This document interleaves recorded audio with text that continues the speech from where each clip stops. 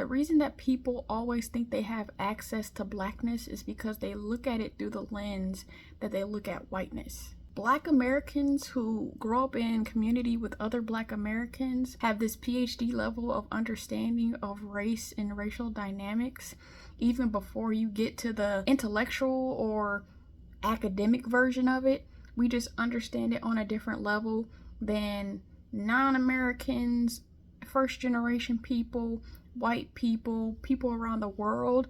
There is a level by which we understand the intermingling of all this that is unmatched. First, you have to understand that the way that white people interact with the race is that they think when you mention blackness, that is in juxtaposition to whiteness.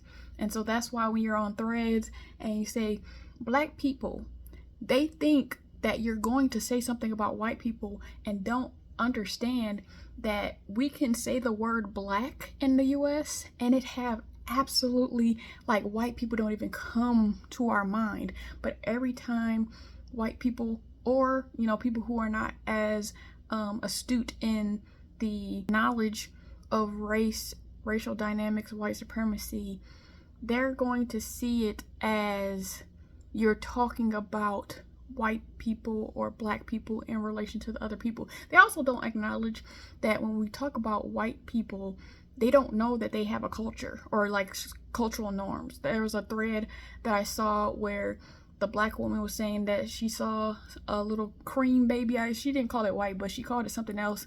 And the baby was all by itself in the mall, and she was looking for the parents. And then she locked eyes with another Black woman, and they had a whole conversation with their eyes, like, why this baby all the way over here without their parents? And this white man who was British was responding like, oh, you're mentioning about race, totally ignoring that the baby was by himself. You're not concerned about the baby at all. You're just concerned about an adjective. So when they respond like that, it's because they don't acknowledge that 9.8 times out of 10, if you see a baby that's far away from their parents with no care in the world, it's most likely gonna be a white baby in the US, and it's 0.1% gonna be a Black baby. Like, we just behave differently. And not to say that it's not possible for either or, it's just that we behave differently. People will move to the US and want access to whiteness, whether they look white or not. This talked about Asian people, this talked about Black diaspora. Some of them want to assimilate some bad Latinos. Some of them want to assimilate so bad into whiteness and get as close to that as they can. Depending on what white people allow them to do, they can have access to some benefits of whiteness, particularly if they are willing to degrade Black people in the process. When they get shunned or when they want to kind of dabble and dabble in Blackness, they think that's how Blackness also works. They think that because they have the skin color, because they wear the clothes, because they rap the music, because they grew up in the hood or something like that, that gives them access to Blackness. But that shows that they have a lack of understanding about what Blackness, the ethnicity in the US, is. So when you move to the US and you have the proper skin color, yes, you have immediate access to the race Black, but you do not have immediate access to the culture and or ethnicity of Blackness. Not even if you know every rap song, every hood movie, all that stuff. That don't mean a hill of beans, because that is not what all of what Blackness and Black ethnicity and Black culture is. And because they think that they have this access, and because they come from countries where everybody from the rooter to the tutor looks like them, and they're steeped in this tradition, no matter how many years it is tradition, because the Caribbean islands have as much tradition as we got, but they have the privilege of being acknowledged for their ethnicity more than Black Americans are acknowledged for our ethnicity. But you have to understand that Black Americanness is about creation. Yes, we have cultural norms that we don't even understand that we all have sometimes, but it is about innovation and creation.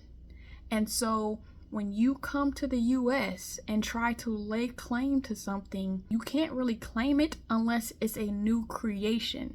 That's how we have people trying to say, oh, this person and that person created hip hop or were pioneers in creating hip hop, and those people will tell you that they didn't create hip hop and who they got inspiration from. But let's say even if they could be given the title of helping with hip hop, there's a difference between, did you assimilate into Black American culture and then add to it, or did you bring the culture of the country that you came from? Because if you assimilated into Black American culture and then created something, you didn't create it because of your ethnicity in the country you came from. You created it in the system of Black American culture. So it's not really going to be attributed to your country of origin. If you added something, if you added some little calypso beats, or if you added some piano, or if you added something from your original culture,